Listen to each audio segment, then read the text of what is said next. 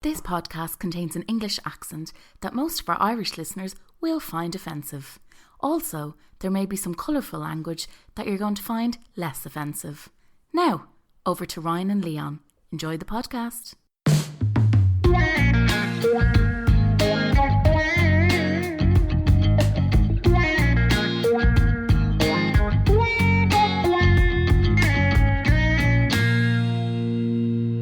Writer. Was your publisher shocked that you were able to write the book on your own? Were they this was expecting? This was a massive battle. This was like my book agent that I was introduced to. He sat down with me at the Beverly Hills Hotel and he goes, "Now you're going to write a book. You're going to need some help. Let's put a little proposal together and, we'll help you all along the way." And in my, fire's shooting out of my ears. I'm like, yes, okay, let me just give it a shot. And then I just started writing my first memory to my last, and it became this kind of 60-page poem, and I showed it to him, and he goes, "Okay, well, we'll work on this, and we'll maybe show it." And he called me back, and he said, "I've showed this to other people, and I think we might actually use this proposal to show publishers." And I said, "Okay." It seems like no matter what I try and do in my adult life, Pamela Anderson is always close behind. She's always lurking behind you like a shadow. She's always some form of entertainment. Oh, yeah. It's like the horror film It Follows, just slowly creeping behind you. It's come full circle with Pam. Well, look, there's a mind in there, a very, very powerful mind. In all fairness, Leon, when I was a teenage boy staring at her in the swimsuit on my wall, I always thought there was something deeper behind the eyes. I was always an intellectual mind, you see. It's the reason why her hair is so big is because there's a massive brain underneath it. Yeah, exactly. Did you have Pamela Anderson on your wall? No, I had The Rock. I think everyone had The Rock as well. I could smell what The Rock was cooking because he was just over my head. Was it the one where he was like, he had the glasses on and the sunglasses down to his nose, maybe with the... He had a cow skin waistcoat on. Yeah. And the big very fucking poster. Yeah, and he had the People's Champ one. Then I had another one that was it was an M&M poster, and he's wearing the dungarees, but he's also holding a chainsaw and covered in blood. Yeah. So, two very different posters. No Pamela Anderson, sadly. Same there, because I had wrestler posters as well, and I had Pamela Anderson, Lucy Pinder up on the wall. Quite a binary teenage upbringing, isn't it there? It's not the same now, I'd say. I don't think people have got these posters up. A good thing. Yeah, a good thing, yeah. A good thing, I'd say. Yeah, they just have our poems up instead, our writing. Yeah. I mean, if I knew at the time... You'd be a much more learned man. Yeah, exactly. Than a dehydrated teenager. It's a day of surprises. We've got Pamela Anderson's poetry being featured here because she's just released a memoir poetry book. And I had no idea that this was her bag. So we're going to share a couple of poems. I have some news for you though. What's the news for me? Remember on the teaser episode where we were talking about chicken fillet rolls? Yeah, oh yeah. You were talking about the locations. Serious business. I have had my first Ballyfermot chicken fillet rolls. Where'd you go? I saw you. Whelan's. Whelan's the butchers. Oh, I've heard good things of Whelan's. Oh, stop. I've heard good things of Whelan's. €5 on the dot for a can of Coke as well as Fuck off. A chicken fillet roll. Now Jerry's Deli is $5.25, I believe.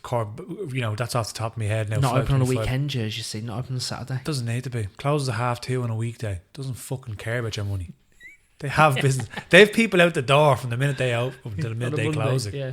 On a Monday, whatever day of the week that they're open, whenever they want to open. They choose when they want to open because they just do what they want. They don't fucking starve. But I swear, I was with the missus and we went into the butcher's to get these rolls. Like she was buzzing to show me. I was like, "Oh yeah, I can't wait as well."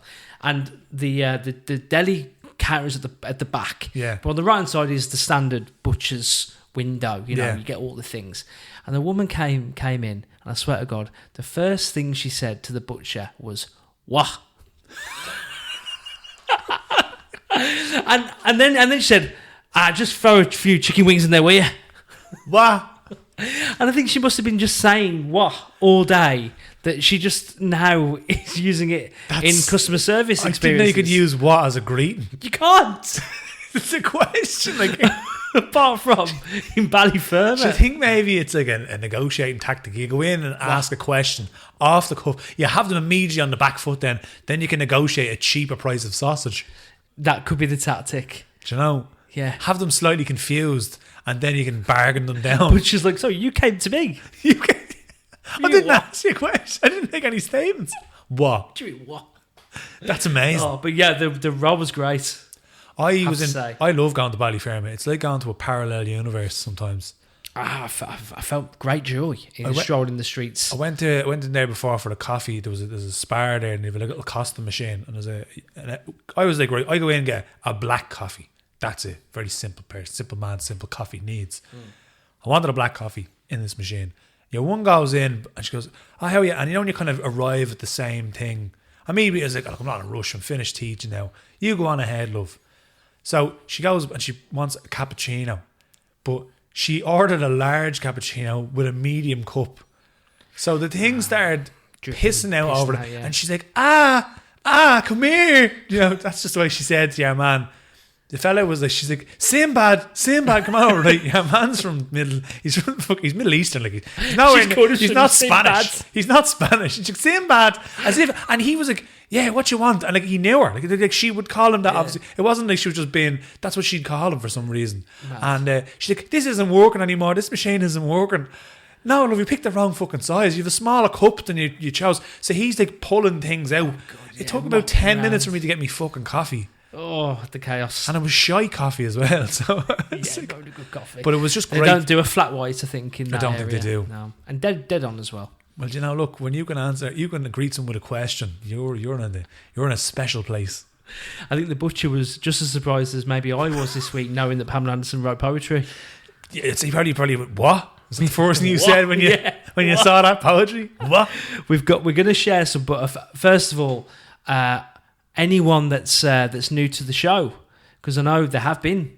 I mean, I don't know if you know, they've been coming in droves. People are turning up here, so you're so welcome, a warm welcome. Thank you so much for giving us a whip around your ears and taking us on your walks and your runs and your whatever it is you're up to. Welcome to our weekly nonsense. Yeah. Delighted to have you. Yeah.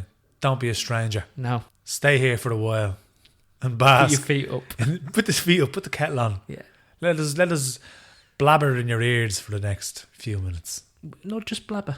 Blabber around poetry, poems. Yeah, lovely. So we're going to I've sent you a Pam poem. A Pam poem on my Pam pilot. Hang on a sec. I'm going to pull this up now. Now you've not read any of these. No. So I think this is going to surprise you. I'm going in blind. So they're not titled. No, I've ripped these from the memoir Love Pamela. So none of them are titled. Lovely. Mysterious. Right, I'm going to start this off. Pam Anderson herself. It's always a challenge to create something new, to be a pioneer, and many don't care enough to allow their minds to wander. There is always a formula, the quick fix, to achieve something. How boring. Joseph Campbell had great advice: to never follow the bewildered herd. I agree. Forge a new path. It takes courage, vision, and faith in oneself. To be successful is very hard work. Luck is earned. What do you think of that? It's not Albert Camus, Franz Kafka. It's Wordsworth. Just give him a run for the money, I have to say. It's fucking brilliant. Yeah. Very good. So surprising. Very. But that's our fault, I think, because I think she's been. I haven't really been keen up to what she's been up to. Yeah. But after having a flick through the memoir there, I think she's been doing a lot of things that we wouldn't know about. Quite impressive stuff. The role she's taken, like I have, she's in Scary Movie 3. Yeah. And I think that's, so like, I think in all the roles, well, Baywatch is kind of a bit more subtle, but like after Baywatch, she kind of played she didn't play herself, she played a caricature of herself, yeah. As the kind of bimbo Turn up blonde. Things, yeah. Yeah, and then when in Scary Movie 3, it's dialed up even more. So she's like a caricature of a caricature. So you're not really seeing the Pam Anderson on television or in movies. You're seeing Pam Anderson play what people think Pam Anderson would be. Yeah, I think that's quite purposeful. Yeah. From hearing, well, from kind of reading the poetry that she's been writing and also some of the stories that she has. Yeah. It seems to be a really common thread of she sees the reality of where she is, and she's able to step away from it and go like, okay, I know what I need to do here. Yeah. I know what they're expecting, so this is what I need to do for great opportunities. Well, think about like how long ago was Baywatch? Mid-90s. Yeah, so like from the mid-90s to now, the mid-20s, we'll call it. We're in the roaring 20s again. But like, that's 30 years that not only has she been considered a sex symbol, but like she's longevity. So like to be known for your looks and then continue on for 30 years and still be at the top riding the wave, like has to be some sort of intellect behind that to be able to navigate like fucking Hollywood. Yeah, you know, there's a deep intellect from this woman. Yeah, and she's been a part of PETA for years. Apparently, she campaigned at the Kremlin not even that long ago, like Putinville. She's keeping busy. Yeah, keeping busy. But so impressed, honestly. I can't believe it. Like another example would be like Dolly Parton. Dolly Parton, obviously, like watched the interviews of her in like the 70s, and back when men were, you know, very openly misogynistic and like talking to her like she's an idiot, and she's playing to them but she's playing a character. She's not really being herself, and she's like, it's the big hair, the big like it's just the makeup, the hair, it's just a costume that she's wearing. It's the gig. And she's playing to their stupidity and their like expectation of her. She's not really being herself, you know. And that's why Dolly Parton has Dolly World and all the fucking money in the world. Multi-millionaire, probably, I don't know, loads of money. She's fucking buckets of money. Yeah, but she like you said, it's that level of foresight and kind of intellect and kind of like knowledge of you can't actually be yourself, but that's okay because you know that what your public persona isn't actually you. Yeah, which I find really interesting. They've created a character of themselves and distanced themselves from it. Therefore, they're not. This isn't an accurate representation of me. So if they you know, will slate them, or if they like, you know, criticize that person, it's not actually them that they're criticizing, it's the person that they're pretending to be. Yeah. So. Jeez, the key to spirituality. I never thought we'd get into a fucking deep rabbit hole. Listen, we're here for surprises today. I'll give you another Pam poem for you. A poem. That's what we're calling them now. Pamela Anderson. Pamela Anderson. Pamela. This is from chapter 19 of the memoir Love, Pamela. To discover who we are not is also a valuable exercise, and I'm grateful to all my teachers for the strength it takes, and it takes a lot. My imagination has been my saviour, an assimilation of feelings, lived, dreamt, or fantasised. It all leaves a mark. I still bring myself to places of madness and destruction. All is lost in love and war.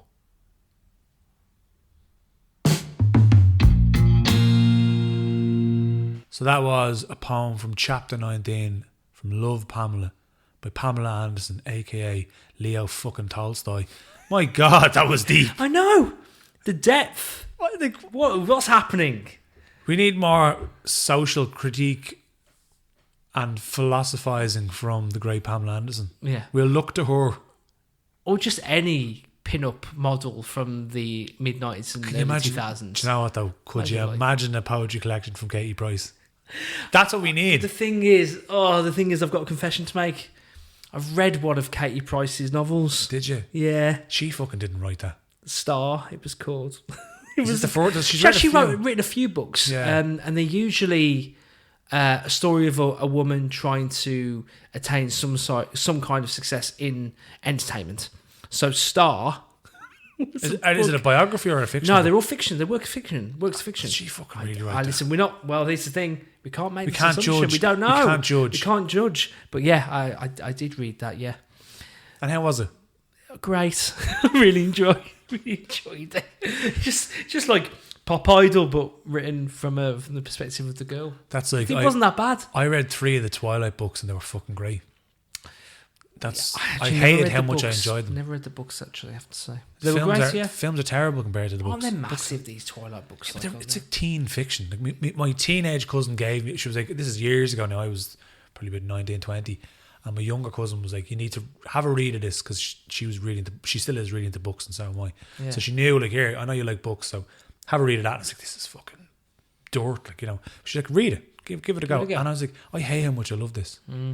And I was like, "Have you got another book for me there?" And then she gave me another one. And do you like the movies? Did you enjoy the? I don't know. Just Kirsten Stewart's she's like a plank of wood.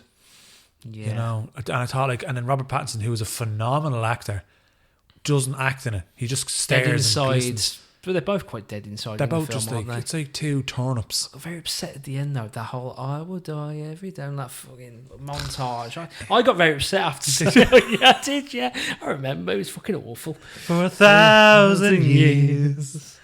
Tragic. Yeah, but Robert Pattinson's obviously definitely up this game, and also so has Kirsten Stewart. She's in another film now recently. It's fucking very good. I'll have to get the name I of it. think she was very harshly treated. I have to say, with all the stuff about the Not being able to act. producer. She snogged the producer once, didn't she? When she was dating, she was dating Robert Pattinson. Robert Pattinson. They were dating, and she snogged the producer, and then got a load of hate. So calm down, everybody. Stop putting these women on the bloody bonfire. Relax. You know what I mean? Calm down. Calm down, will you? The knowledge of Pamela Anderson writing poetry, I have to say, didn't come from my delving. It came from me finding and seeing someone post a story of the book of Pamela, saying this has great poetry in. Alice Rhodes runs an Instagram page called Alice's Literary Life, and she's the one who posted the story. And very, very kindly did that. I was like, geez, I'd never have known. Yeah. Dropped me and said, hey, thanks so much for that. Also, if you ever want to submit some poems yourself, definitely do so. I'd love to share it. And she actually did. Before I share this with you, do you or have you ever had a celebrity voice in your head, or an imaginary friend that's a celebrity? Tom Waits. Tom Waits. Tom That's Waits. a very cool answer, obviously. Tom Waits. Prep I don't even. It was basically when I started running long distances, and I was reading a book. I think it was a cataclysm of two different things. So I was reading a book and I watched the movie, and it kind of resulted in this thing. So the book was Born to Run by, I believe it's Christopher McDougall. I think it's anyway. So it's about this tribe in Mexico. They're a running tribe. They ran like an ultramarathon. Some fella found them in the wilderness of Mexico and brought them to an ultramarathon, and they won because that's the tribe do. This indigenous. So in the book, there's a quote that I took, and it's like, if you make friends with pain, you'll never be alone. So obviously during running, if you're like lean, so rather than like I'm feeling pain, this is shit. If you're just kind of like, okay, pain is a factor within this. I'm running for fucking 4 hours. It's like getting a tattoo. You know a tattoo is going to be painful, but if you just expect the pain, it's going to be there. It's going to be a presence, but it's not the worst thing in the world. It makes it more manageable. So that kind of in my brain clicked. So when you're running, are you hearing Tom Waits say "pain is your friend," or is that? It was. I don't. Well, I haven't heard him in a while. maybe. But you ran a marathon 2 days ago in Crocs. Illuminous pink Crocs. So yeah. He comes and goes, but like it's just. I think it was at the time. It kind of more so happened years ago when I was predominantly just running. And I think it was because I was trying to. Now it's kind of more like a few things. First, the one is like now it's like there's a bit of David Goggins-ish, not full David Goggins, but a little bit of Goggins. And then there's a video of Leon Edwards.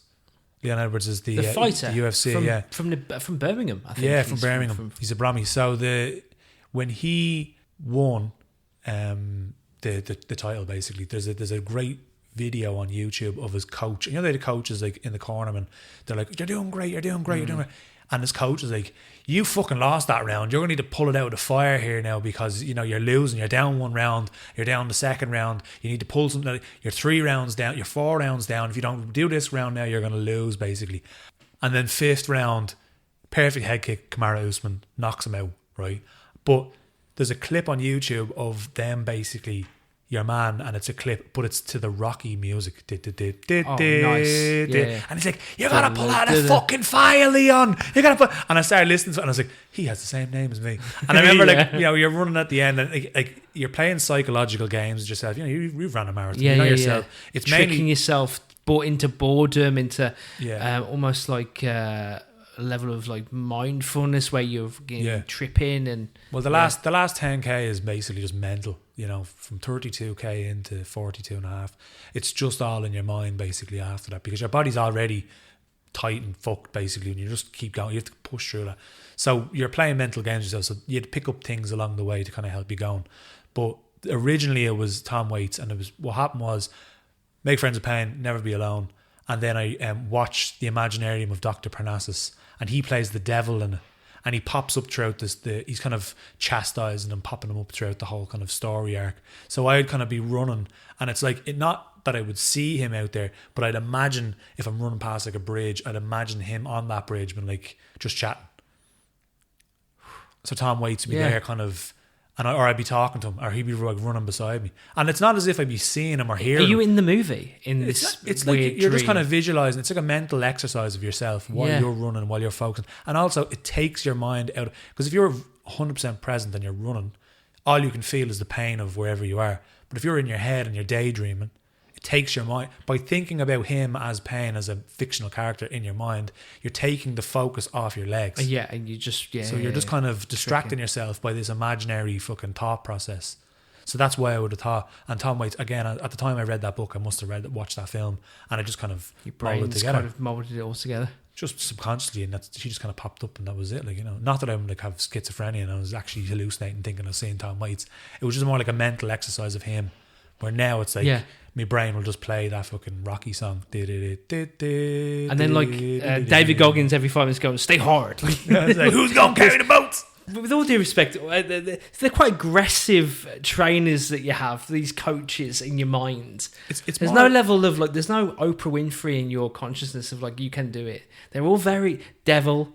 David Goggins, Tom Waits, well, running as The Rock. Yeah, if I could smell it. You well. Yeah. It's just like, you know, because you're kind of, you have to, there's a flip when you do it enough times to know that your mind is stronger than your body. Right, yeah. And your mind will persist even when the body is at a certain point, and you'll keep going. And like there's a thing, it's like this, like David Goggins talks about, and it's more because he's an ultra runner. He's like one of the best ultra runners out there. He ran the Moab 240 and stuff like that. And regardless of what people think of him, he has achieved a lot through endurance sports. So he is something to listen to as a kind of case study and take bits. You don't have to understand everything about him, but like he pushes everything to the extreme, but there are nuggets of wisdom within that, of his thought process. And he's like, your body is like a catalytic converter of a car. It's like it only ever pushes to a certain level. So you think it's your 100%, your body's in the red, but it's not. It's only ever like say 50%, 60%, and that's it. So you can push your body even further than your mind originally thinks is capable. So if you have a stronger mind, like, and that's what happens when you're in long distance running, you'll have peaks and valleys. So you'll be running and you feel, this is fucking great, I could run forever. 10 minutes later, you're like, I am going to physically die, and I have to stop. I won't be able to keep going. And then 10 minutes after that, you're back up on a peak, and you're like, oh, hang on. You forget that you were actually even feeling like that. So it's listening to people that talk about the mental process and willpower and stuff like that. That's what kind of now, rather than an imaginary devil from fucking a film from 2009. But speaking of powerful voices, Alice has a poem that she sent in about the gangster Al Capone. Ooh. I find that very fascinating. So what I asked her to do is send us a little voice note of the why. So this is Alice talking about her, well, not imaginary friend, but the voice in her head, Al Capone. I wrote a poem called Merciless Man. It's about Al Capone. I read a book about him, and I was very intrigued by him. He's obviously the most famous gangster of all time, but I was impressed by his business acumen and his power, the way he commanded people. He could just look at somebody and they would do what he said. And the poem is about him guiding me. I know he's not here. I know he's not with me, but I like the way he handled things, and I felt like using his ways would help my emotions and help me control myself and command people around me, not in a horrible way, but just to take my own power, and to just know how to handle people. If people are rude, there's a certain way, and I feel like he was very good at that, and I felt like he was guiding me, and being a friend. And yeah, I loved it, and I really hope you enjoy the poem. So I'm going to read that poem out now. It's called The Merciless Man by Alice Rhodes.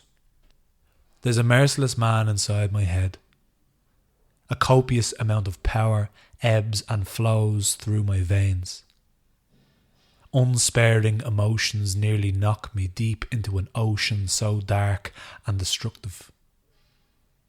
But the merciless man never moves from my side. Never lets me fall. Not known for being liberal and tame, he shows me a side not many ever witness. This merciless man calls me his protege. A student also called Kid. Being shown how to master the art of controlling emotion, the merciless man is the secret weapon she'll keep. They'll never know about the merciless man.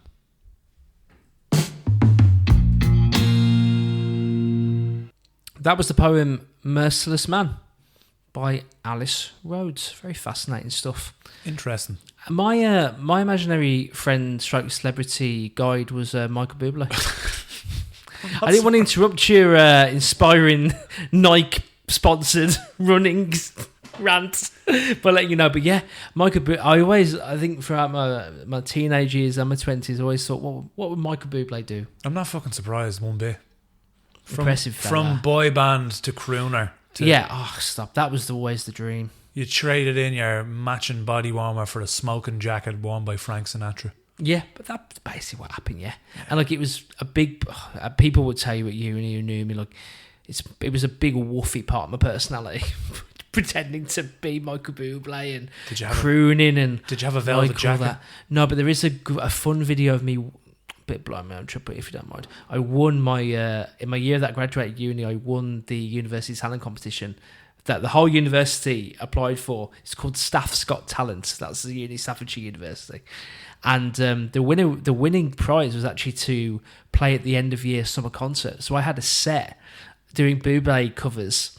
I actually had a jazz cover of Sweet Dreams by Beyonce as well in this set list. Me a sweet dream on a beautiful night. Yeah. The way I hear, don't want to wait. Like that stuff, mad.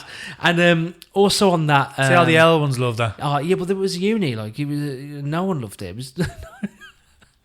But then on after they me had was no choice. On after me was Plan B. Do you remember Plan B from back in the day? The singer, great. Ben. Yeah, he was headlining the event, and I was on like third. Wow. Yeah. So yeah, big deal. Like, he's very good. His sound lad as well. Actually, a bit scary. Actually, that fella. Really. Great singer though. Yeah. But scary fella. He's from London, isn't he? One of them fellas you just like in the company of, and like, oh, he could kick off. He could snap him. But yeah, look, anyway, that was my man, Michael Bublé. Wow. Yeah. Yeah, a bit softer than Plan B. Yeah, definitely more softer. Yeah. We got a follow, right, on the Poetry's Dead podcast Instagram.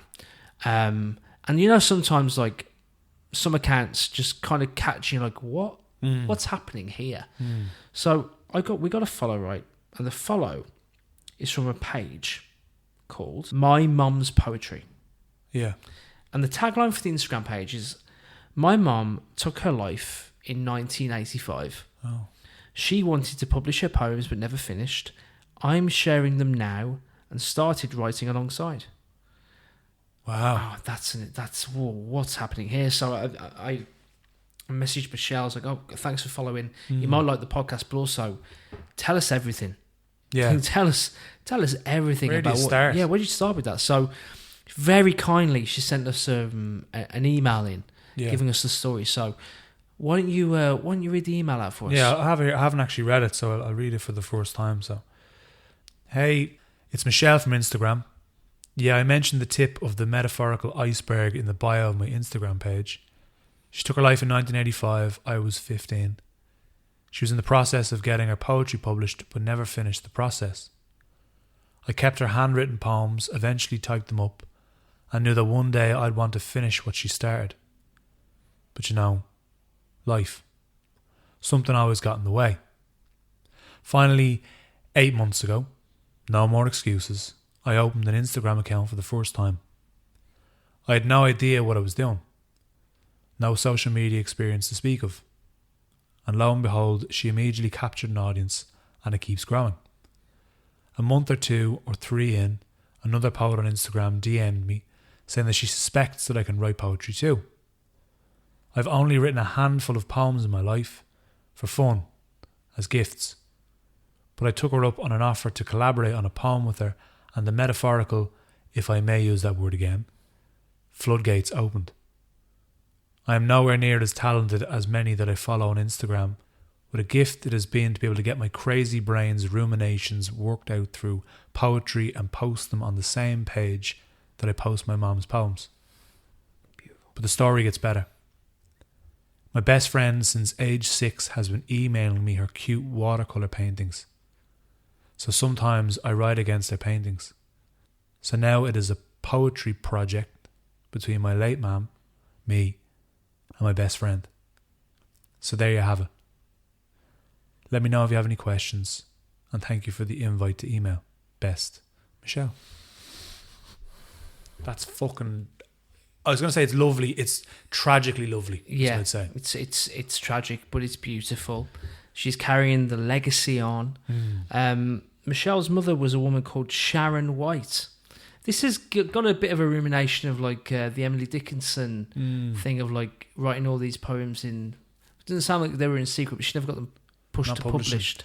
Well, you know, like Van Gogh didn't make it till he'd already passed on. No, but he didn't really sell any paintings until he was dead. And then the whole kind of... People looked at his paintings again and were like, wow, he's actually brilliant. Wow. He's genius. So. Well, it's great to know that there's solace and beauty found from the project that Michelle's started. Yeah. I'm going to share one of those poems. Please do. So the poem I'd like to share with you, mate, is a poem called If Houses Could Talk. Great piece.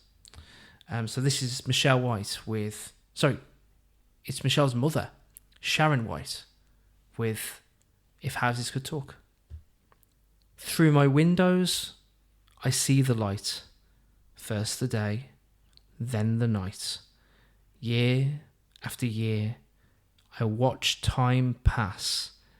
I've seen so much through my window glass. The families come and the families go. Now they find it's time to go. I've served my purpose. I've housed their needs. They came to me to sow their seeds. Now I'm alone once again. I've seen life and I've seen death. I hold secrets of incredible depth. I know all, yet I'll not tell. Life's secrets are safe where they did dwell.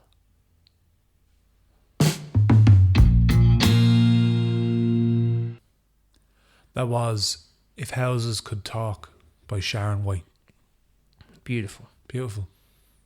I especially love that it's a collaborative effort now between her and her friend. Yeah, it's a legacy. It's it's everything, really. Yeah. And imagine finding that after someone has passed on.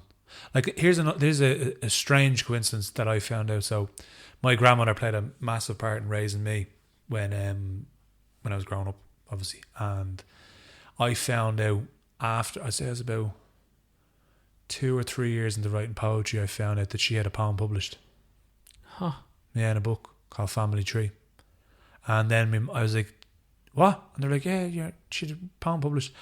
And I was like, I never knew that. And she's like, yeah. And then she used to write a poem on, whenever it was someone's birthday, she'd write them a poem on their card, send it to them. They'd all get poems. And I never knew that until like 3 years into writing poetry when I was like 29 or something. Mad, isn't it? Yeah, that is mad. There's a level. I think whenever I think of people of that era having creative hobbies, I always think it adds a level of depth because life wasn't as easy as it is now. Like for instance, me and you can write our poems, go to stuff, have work, and not really have any major concerns.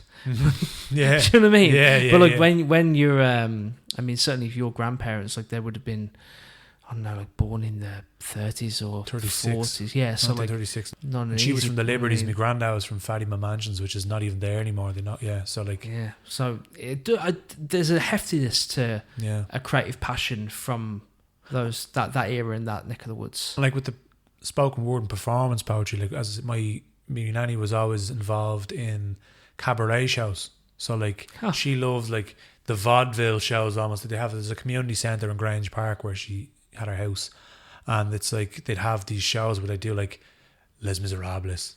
They do like all different kinds of, they might do Grease, they could do whatever, the musicals, and then they'll have like comedy in between the scenes, and they'll have people like someone's child will come up and sing a song, and it'll be like stripped back kind of a cappella kind of. Oh, I love this. It's great, and they still do shows there. Grange Woodbine Club, it's called. Also, the Beamish is only a $5. Oh, back on the Beamish. The Beamish is only I had a couple $5. of Beamish on the weekend, I have to tell you. It was Fabulous. Beamy dreaming. Fabulous. Beamy dreaming. Oh, worth the saving of the 60 cent. Yeah, exactly. But speaking of what that was like, remember, like, I mean, even on our parents' day, think about this as a generational shift. Like, they would be known to going to watch the same movie up to 5, 6, 7 times because there was nothing else to do. Like, I think my mum watched Grease 8 times. Even like, do you remember like Star Wars. People going to cinemas like dozens of times to see the same movie because there's fucking nothing else on. as So well? like, it's not as saturated now, and having a creative thing. Yeah. Definitely, and unless you like to dance in the dance hall, like on the weekend, there wasn't really much of an outlet. I used to have the Spice Girls movie on VHS, VHS, yeah, and good it was a lads. luminous green. Yeah. Do you remember they were all Yeah, black? we had it. We all had it. Luminous green. I remember I think that thing broke. I watched it that many times. I thought it was great. Yeah, things have changed. People of the world, spice up your life. Everybody ever. Oh, see. Oh, tag. Yeah. When you got to the flat, you said to me, "I need to show you. I need to show you a poem." I was like, "Well, that's not that abnormal." So This is a normal thing we do. Quite normal. But you showed me this poem, and I think you told me who wrote it and the age of the person and where you got it from. Yeah. It's been a while since I think I've read something and I've gone, yeah, well, that's me done. Yeah. Like, why am I bothering? So this was like, I'll give a bit of context. So I have the luxury of teaching in, as I said before, in secondary schools, but one in particular is Ellenfield in Whitehall. And they asked me, the librarian Sarah asked me to judge a Valentine's Day poetry competition. As I said, they were all very, very good. But the one who was like, they're all brilliant in their own way. They're all very different. But this one is like, you've read it yourself. I don't even know how to describe the level of Matrix. I mean, I don't know how you even be that smart, to be quite honest. It's like instead of playing, someone's playing chess and they're playing checkers, it's like they're playing 4D chess on a fucking PlayStation 5 and we're, rubbing sticks together trying to make fire, basically. It's a great analogy. This is like ridiculous. So I'm going to read it out. This is by a student from Whitehall, Ellenfield. And the poem is called Love Was Never Real. I will never say, you are the love of my life. It is clear to me that we were doomed from the start. I refuse to believe that love can conquer all. The truth is, we were nothing but a mistake. It would be a lie to claim that my heart still beats for you. I will never accept that we were meant to be, because the reality is love was never real. Now read the poem again from the bottom up. So I'm going to start it again backwards. Love was never real because the reality is that we were meant to be. I will never accept that my heart still beats for you. It would be a lie to claim we were nothing but a mistake. The truth is that love can conquer all. I refuse to believe we were doomed from the start. It is clear to me that you are the love of my life. I will never say love was never real.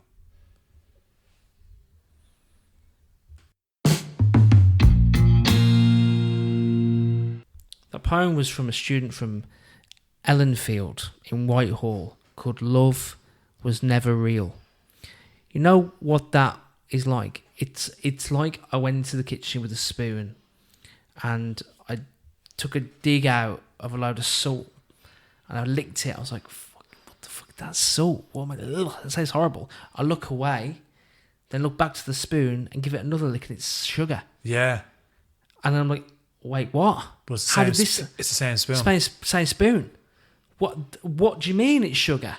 Like it's... I'm just completely like I don't know what's happened there. Yeah, like that's a different level of intelligence. Like I Just don't different know. levels of this. Like that's a young person. That's not even, that person's still growing. Like Yeah. they still have a bedtime probably, you know, and it's like, Yeah. you know, and like how can you... And the love that person's talking about is like waving at the upper side of the school. Like I've never seen them probably. Like, wow. It's just mental to think that like someone can... that's what I love about young people, is that they just consistently blow you away. They're like, it's just so intuitive for them to do something like that. And like that was, as I said, all the poems that were sent to me were brilliant, but they were all like really nicely crafted poems. But that one, just because it you can't expect that's the same poem. You don't realize until you get to that little note.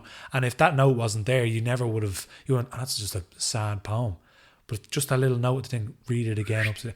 It's like, Up you go. it blew my mind. It was just Same.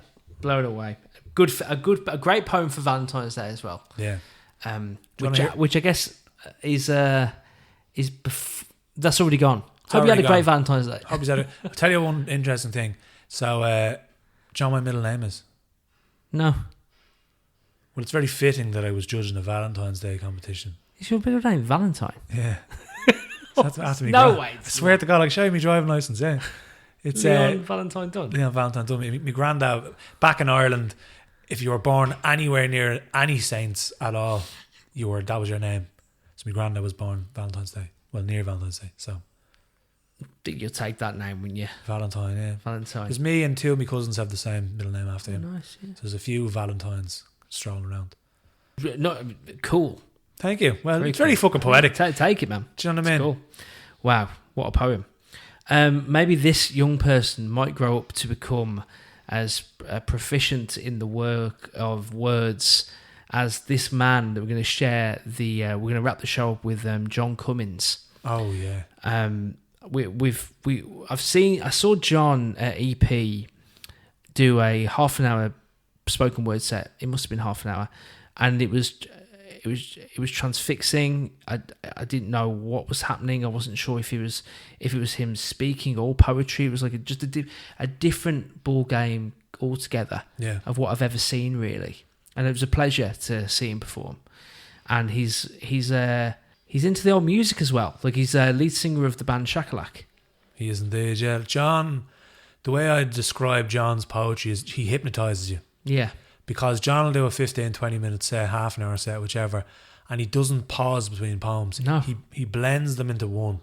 So you like, say for instance, you said, I saw half an hour of John. You might have seen 15 minutes, you might have seen 20 minutes. got a clue. You don't know, because you lose all track of time by watching him, because you're so transfixed on him that you don't know when he started and when he stopped. And it's just like this.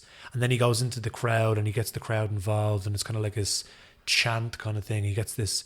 You become spellbound from his poetry, and then his word plays. My favorite line from any poem ever. He has a poem called Native. Native, yeah. Native, and it's actually there's a lovely video. The bread and spread line. It's filmed in the Wind and Stair. Actually, I makes Yeah. the Wind and Stair. There's a UNESCO film video, and I'm like a crusty slice of Brennan's born and bred. Yeah. Like that's for anybody who doesn't know, Brennan's bread is like a staple of any Irish cupboard and bread bin if you're fancy. Yeah. So like, Yeah. it's very, very, Irish, but like, yeah, for him to, yeah. But his poetry, and then like Shakalaka, it's just another level, the music and they have a DJ, they have a saxophone player, they have a guitarist, they have a bass, built around his poetry, really. it just blends all together, he's just, and then they're releasing new music and stuff like that, and they're doing well. They played the Banjo and Bovril Festival, which is it was a folk festival in Bray. So they played that recently, but they do like EP. I saw them 3 times at EP. Yeah. And I saw John perform poetry. It was fucking. And then I spent Saturday with John, like having the chats and having food and talking shite with him for like hours.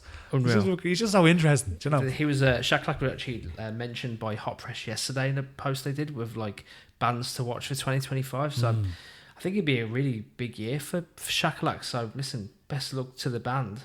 We're going to share a piece now that John did as part of the Lingo Festival collaboration with the band Dirty Beaches, spoken word piece.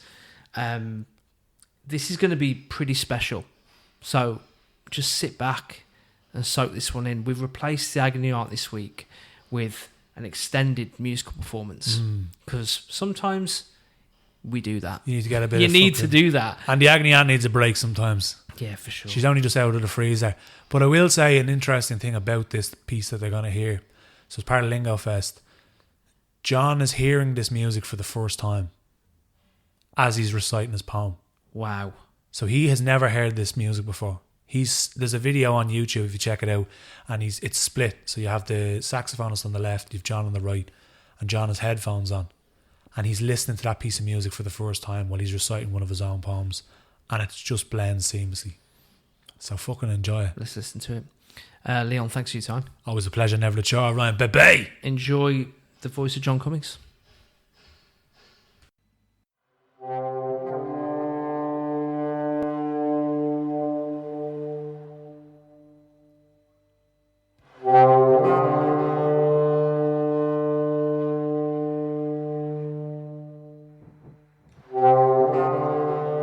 You see them walking around thee, the porsy pocketsy and the porsy mouthsy. Is that a verbsy or is that a nounsy? Too many townsy, downsy, outsy.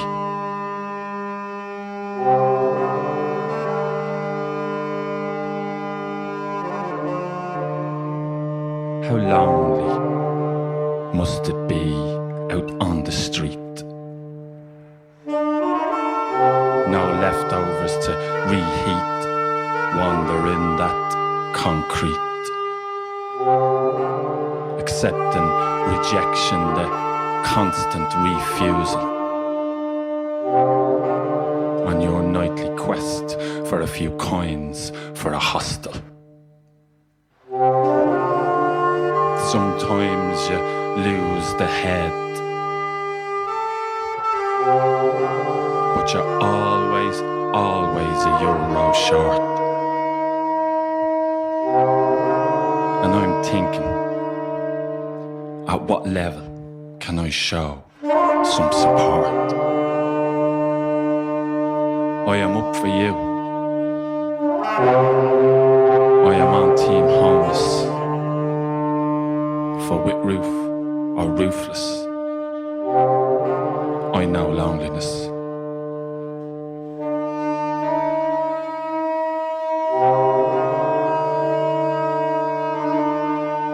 And how Constantinople, the 9 to 5 working class hero staying alive. Head just above water, struggling to survive. You know the tough times, yet still try to thrive. And sometimes you lose the head, and occasionally you need a lend. Sure, we've all been there. Who hasn't ever needed a friend? We've all felt that. Somebody help me. With job or jobless, be mentally healthy.